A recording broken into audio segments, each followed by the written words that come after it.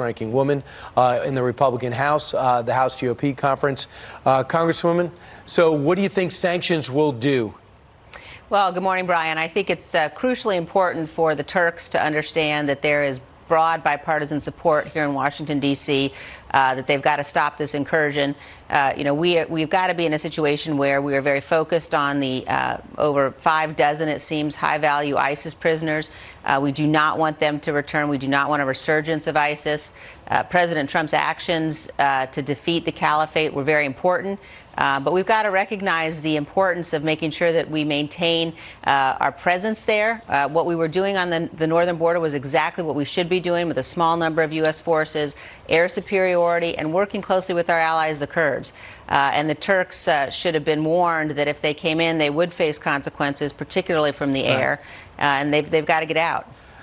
Congresswoman, the president's got to start using his experts. His Secretary of Defense left in the dark. His National Security Advisor couldn't possibly have recommended this.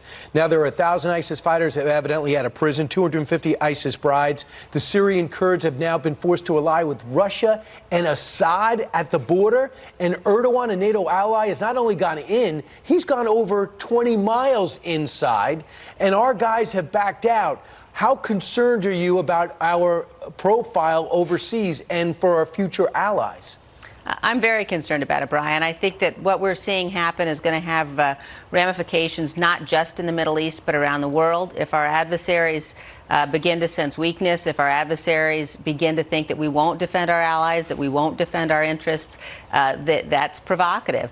But I also want to say that the impeachment proceedings that are going on and what the Democrats are doing themselves to try to weaken this president is part of this. It was not an accident that the Turks chose this moment to roll across the border. And I think the Democrats have got to pay very careful attention to the damage that they're doing with the impeachment proceedings. Congressman, presidents make mistakes. You make decisions. We threw it through time from FDR to JFK to Ronald Reagan. Makes mistakes.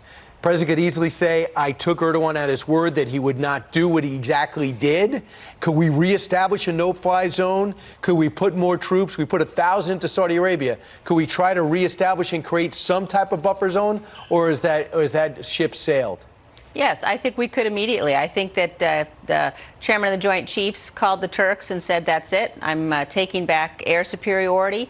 We will not allow you to use your jets, to use your planes to conduct the kinds of massacres that we're seeing on the ground. That would have a very significant impact.